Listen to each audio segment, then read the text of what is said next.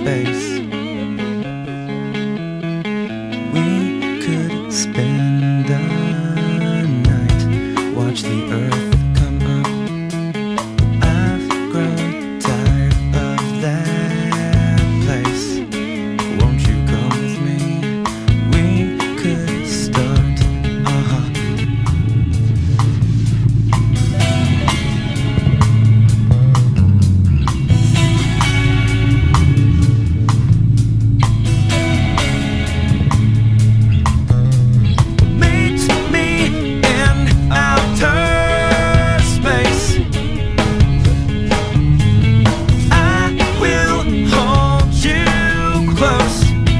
If you're afraid of heights, I need you to see this place. It might be the only way that I can show you how it feels to be himself.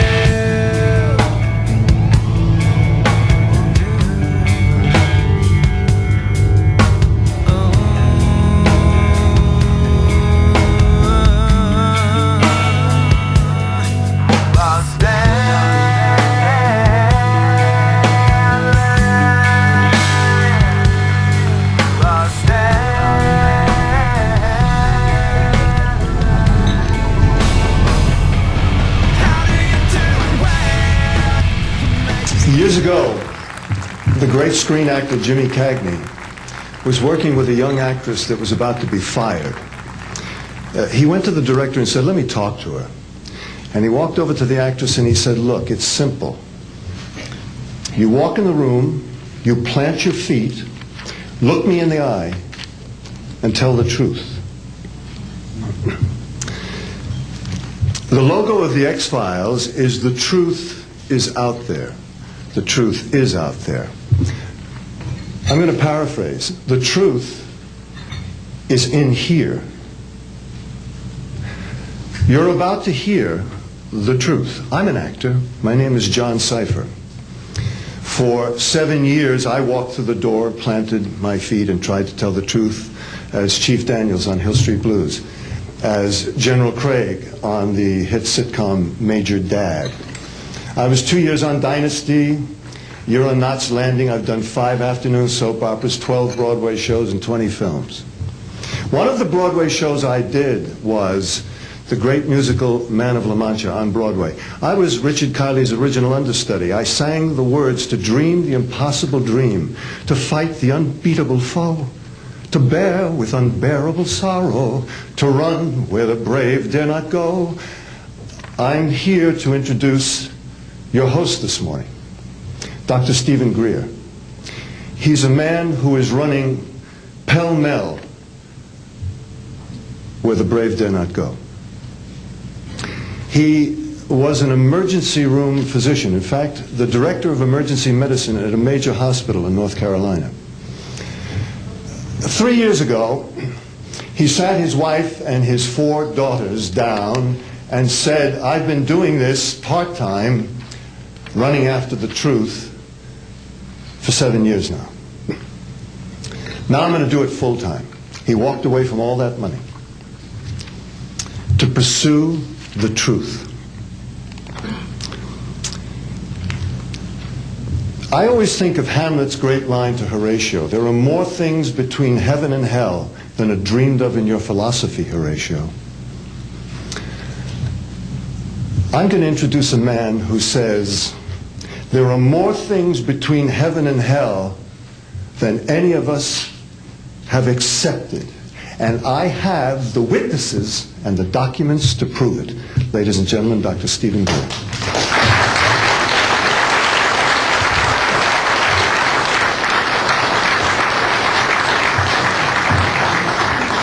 Thank you very much, John. Members of the press, the American public, and people of the world. We are here today to disclose the truth about a subject that has been ridiculed and questioned, denied for at least 50 years. The men and women who are on this stage and the some 350 additional military intelligence witnesses to the so-called UFO matter and extraterrestrial intelligence can prove and will prove that we are not alone. I would like to thank Sarah McClendon, who is with us today, the famed White House correspondent, for her sponsorship of this meeting. Thank you very much, Sarah.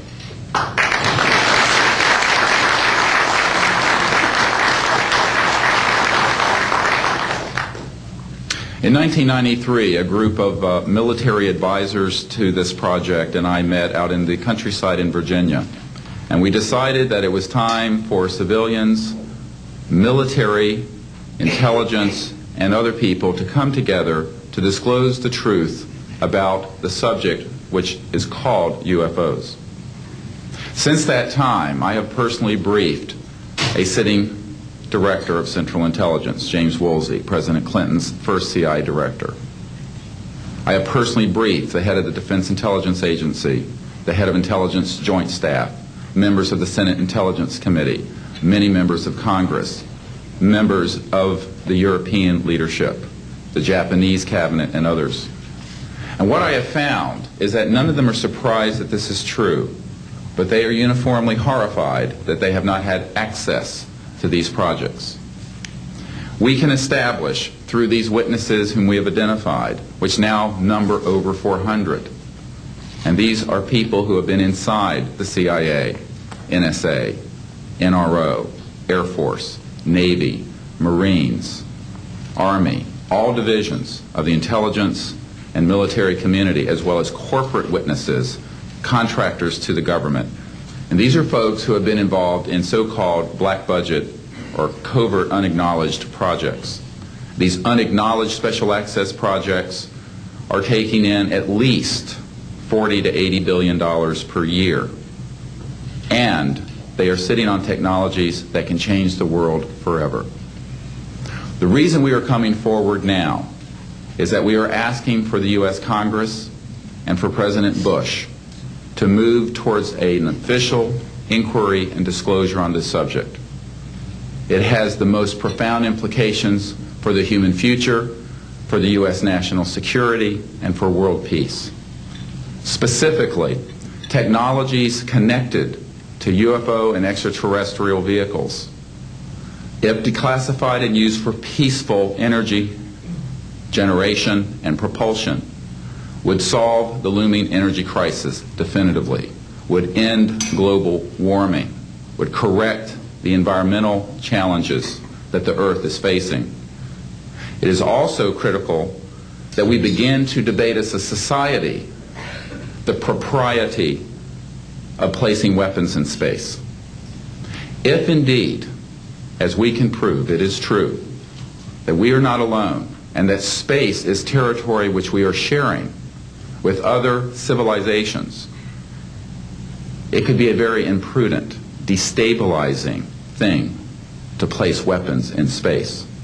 This is not being debated because it is off the national and international radar screens. It needs to be placed on it, and we are here today to do it. We can establish through this testimony that these objects of extraterrestrial origin have been tracked on radar going thousands of miles per hour, stopping and making right-hand turns. That they use anti-gravity propulsion systems, which we have already figured out how they work in classified projects in the United States, Great Britain, and elsewhere. That these objects have landed on terra firma, at times have been disabled, and have been retrieved specifically by teams within the United States, that extraterrestrial life forms have been retrieved, and their vehicles have been taken and studied thoroughly for at least 50 years. She has 2 arms to hold me and 4 legs to wrap around me. She's not your typical girlfriend.